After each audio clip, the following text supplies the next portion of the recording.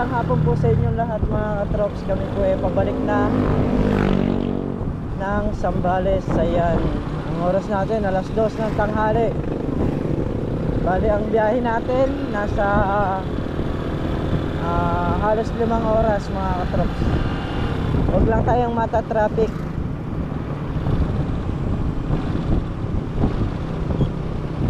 Ayan, dito na tayo sa may Arayat.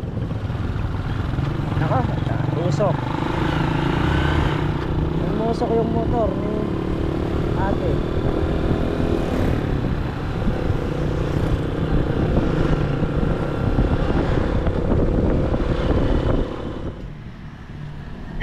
So yun mga trucks, bali yung crack corn is 1,320. Ayan. At kakarga natin, dadali natin ng Zambales yan. Kasi doon napakamahal ng kilo ng crack corn, kaya dito na nagpabili. Saka yung gamot na gagamitin natin doon para yung sa daan, ma-spray din natin. Yun mga katrops, dito na kami sa may Dinalupihan, Bataan. Hindi ako nagkakamali, ang biyahe namin nasa 1 oras at kalahati na. Mga ganun na siguro.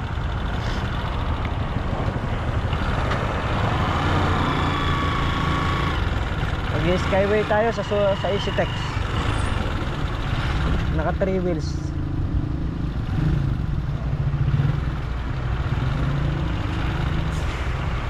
Dito na tayo sa kakaanan na tayo rito.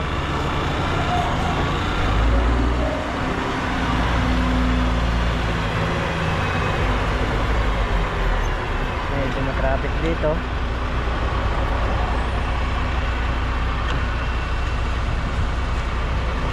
Yung mga ano yun, halaman.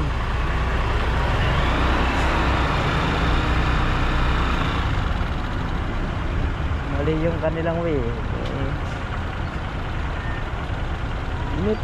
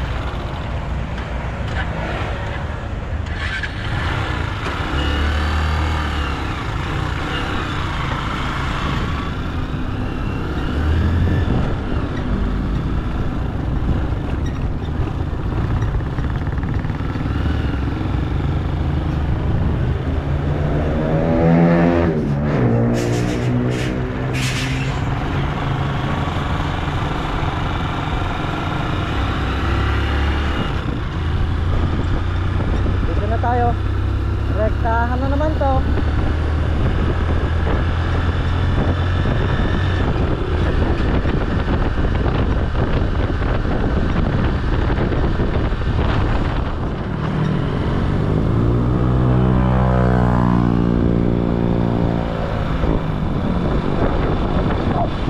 Yun mga trops, welcome to Gapo. Ayan na, Olongapo City. Ati-atin na naman to.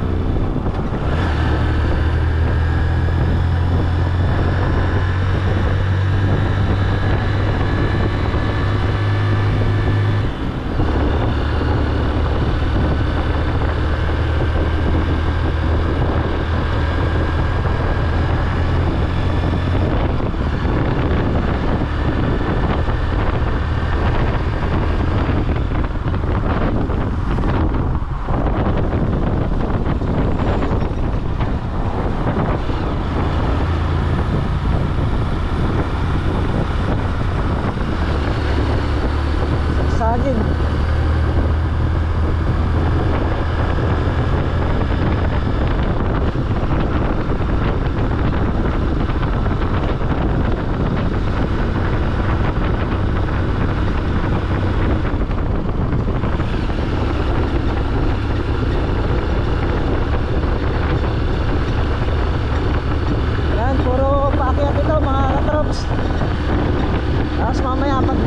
sa kabila, puro pababa naman yan.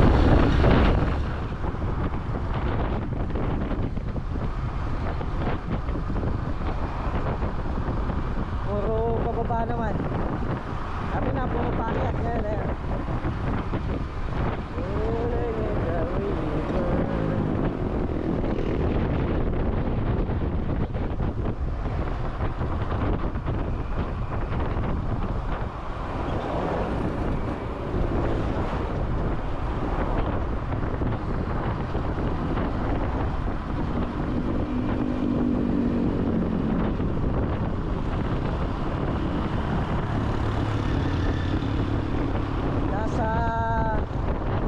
Oras na pala yung pagmamaneho natin, alas 2, alas 3, alas 4, alas 5 na. Bali, dadaanan pa natin ang ang Subic, tapos Zambales.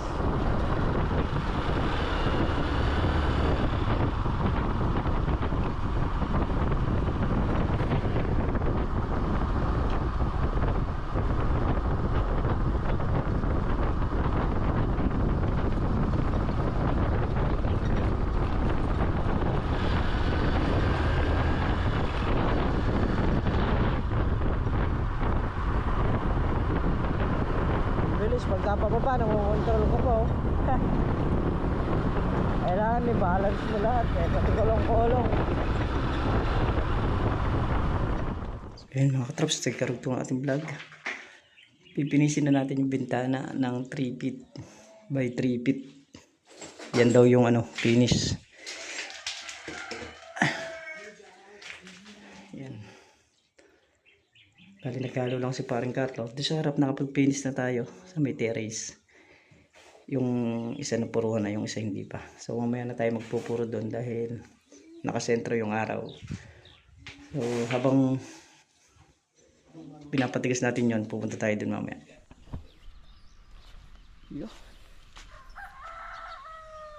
Yun.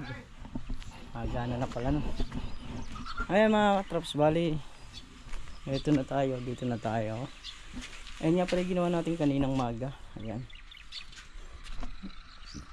Ayan, nakapinish na rin yan. Ngayon, dito naman tayo sa may bintana. Yung nakaraan kasing umuwi kami, hindi pa nakapinish tong side na yan. Ayan, saka ito. Ngayon ito, medyo marami pa to. Tatapalan ko pa ng halo ito kasi kulang pa to. Yan, kulang pa yan. Nakababa ng medya rito yan. Kasi ang ilalagay na bintana rito, yung hindi naman yung sliding eh, yung ang tawag sa bintana na yun, yung salasalamin siya na hindi ako nagkakamali, 4 yung lapad yung sinasara. Jalousie, ayun, jalousie.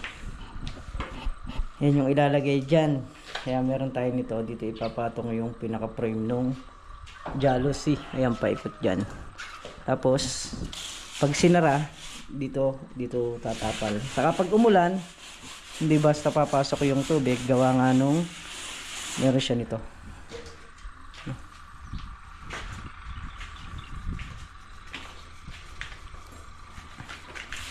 Ayan, natapalan na ni paring Carlo yung mga butas, yung pinaglagyan natin ng andamyo. Ayan o, ito. Yung mga pinaglagyan ng andamyo yan. Breaker, ayan. Ayan na rin. Mga estila ng kuryente na nga dyan. Lalagyan na lang ng wire yan. Ayan. Ito sa switch. Ito sa switch sa labas. Ayan, mga kuryente na dyan na rin. So ito, dito na lang tayo niyan. Pag nangyari tayo doon, dito naman tayo. Ito yung gagawin pinaka, dito yung kusina. Ayan, ito yung lugar na yan. Tapos yun, uhulugan pa ng bubong dyan, nakapag ganon. So yun na yun mga katraps. Ito yung pinakalagayan ng kalan. Aasintahan pa natin to ng ilang patong pa ba to? 1, 2, 3. Sa 4 na patong pa yan yung iaasinta natin dyan mga katrops. Tapos pipinis na rin yun. Ito namang baba, ito yung pinaka lagay ng mga kaldero. Ayan. Naka-flooring na rin yan, mas mataas din yan sa flooring nung terrace. So lalagyan ng tubular yan paikot. Lalagyan ng isa sa gitna, pinaka-stopper ng pinto.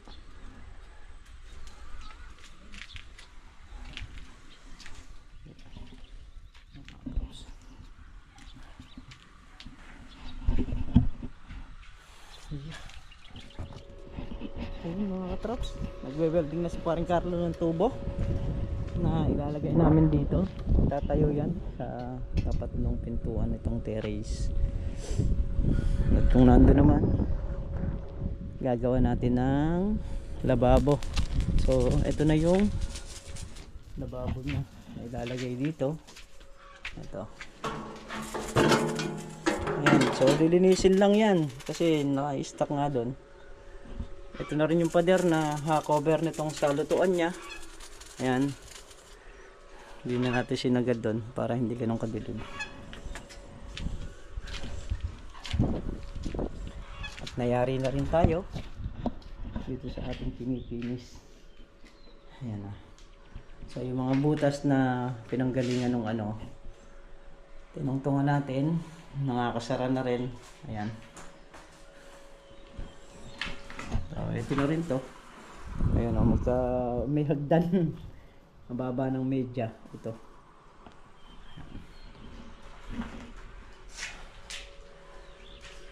Yun na yan mga katrops. Ito na lang yung gagawin namin dito. Tapos yung sa lababo, okay na. Sa bargar lang nag-welding. Ito, isang hollow block lang na kuha nito. Tapos poploringan, gawa nga nung pinaka-step. Isang step. Bali 5x5 yung sukat niya. At yayarohan yan. Yung lugar na yan mga katrops. Yayarohan.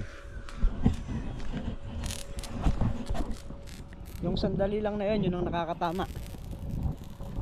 So yung mga katrops dito ang palay. Ginagapas tapos iniipon, tinatali, saka hinahakot palabas. Ayun, may gumagapas dito. Kaninang maga ginapas yan, tinali ngayong hapon, saka isinakay sa hand tractor, tapos ilalabas nila dun sa daan.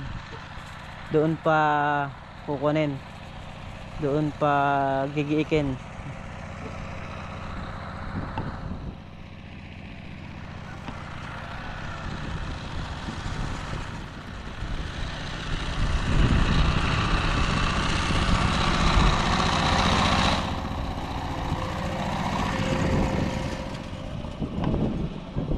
Nakakapot.